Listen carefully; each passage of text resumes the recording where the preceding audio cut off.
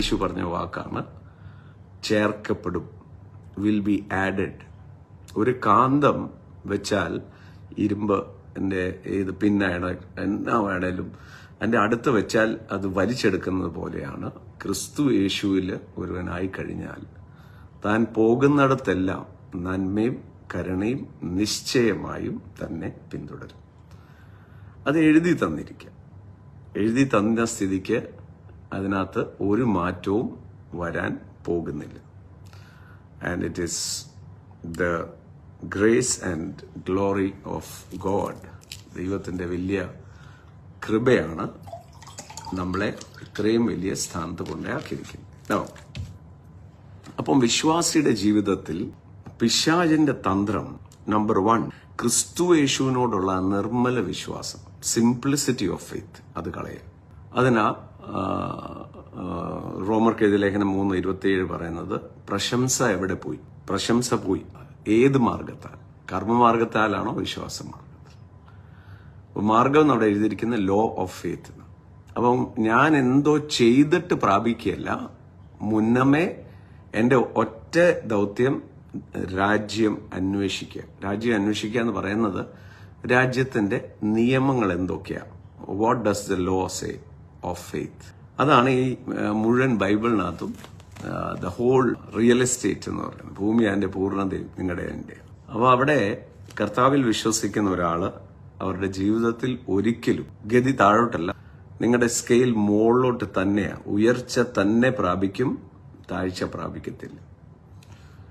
എല്ലാ കാര്യത്തിലും, എല്ലാ മേഖലകളിലും അതിനകത്ത് ഒരു വ്യത്യാസവും വരുത്തില്ല, വരാൻ പാടില്ല. ചിലര് ഇങ്ങനെ പറയും, യേശുവിനെ ഞാൻ വിശ്വസിച്ച ശേഷമാണ് പ്രശ്നങ്ങളെല്ലാം ഉണ്ടായത്, എനിക്ക് ഉയർച്ച ഒന്നും കിട്ടിയില്ല. ഞാൻ തിരിച്ച് അവരോട് ചോദിക്കും, കിട്ടിയ യേശുവിനെ കൊണ്ട് നിങ്ങൾ എന്ത് ചെയ്യും? സോ പിശാചിന്റെ തന്ത്രം, 2 വാക്ക് എടുത്ത് ബൈബിളിനകത്തുണ്ട്. 2 കൊരിന്ത്യർ 2-11 വാക്യത്തിനകത്ത്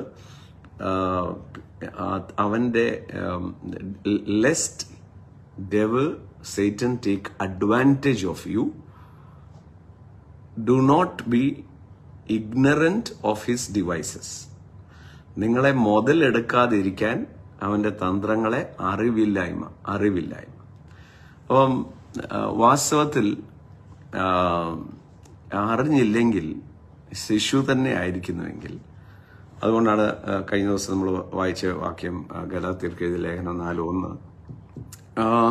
അവകാശി ശിശു ആയിരിക്കുന്നിടത്തോളം കാലം ദാസനേക്കാൾ ഒട്ടും മെച്ചപ്പെട്ടതല്ല.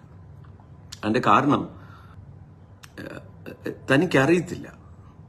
അതുകൊണ്ടാണ് യേശു പറഞ്ഞത്, നിങ്ങൾ സത്യം അറിയും, സത്യം നിങ്ങളെ ആക്കും. നിങ്ങൾക്ക് തന്നിരിക്കുന്ന പദവി.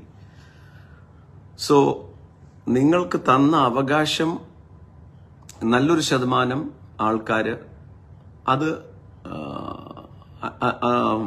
എന്നാ പറയണ്ടേ, അത് അനുഭവിക്കുമ്പോൾ ഒരു മനപ്രയാസം ബാക്കിയുള്ളവരെന്നെ ചിന്തിക്കും. കഴിഞ്ഞ ദിവസം ഒരു സഹോദരൻ വീട്ടിൽ വന്നപ്പോഴത്തേക്കും ഞാനിത് പറഞ്ഞ ഉടനെ പറഞ്ഞ വൈഫിന്റെ കാര്യം പറഞ്ഞു. പുള്ളിക്കാരത്തേക്ക് എപ്പോഴും തോന്നില്ല ബാക്കിയുള്ളവരെന്നാ വിചാരിക്കും. ഇപ്പൊ ഇത് 5ാമത്തെ വണ്ടി, 6ാമത്തെ വണ്ടി, എന്നാ വിചാരിക്കാനാ? അനുഗ്രഹത്തിന്റെ അടയാളമാക്കുക കർത്താവ്. And so when you become and you shall be A proof എന്നാ റോമർക്കെഴുതിയ ലേഖനം 12:2 പറയുന്നത്. You will be A proof. അപ്പൊ യേശുവിനെ ഞാൻ അനുഗമിക്കുമ്പം ആ കാര്യങ്ങൾ അല്ലെങ്കിൽ ദൈവം തരുന്ന നന്മകൾ സന്തോഷത്തോടെ സ്വീകരിക്കുകയും മനസ്സിനകത്ത് മറ്റുള്ളവരെന്നെ വിചാരിക്കുന്നോ അല്ലെങ്കിൽ ഭോഷത്വം ഇതെല്ലാം കൊടുത്തേക്കാവുന്നോ ഒന്നുമല്ല. You are destined to rule. So യേശു ക്രിസ്തുവിൽ വിശ്വസിക്കുന്ന ഒരാൾ ഉയർച്ച തന്നെ പ്രാപിക്കും. ഒന്ന് എൻ്റെ കൂടെ പറയാം, ഉയർച്ച തന്നെ പ്രാപിക്കും, താഴ്ച പ്രാപിക്കത്തില്ല. എല്ലായിടത്തും ഇപ്പോഴും ക്രിസ്തു മുഖാന്തരം, ക്രിസ്തുവിൽ ഇരിക്കുന്നത് കൊണ്ട് എനിക്ക് ജയമുണ്ട്.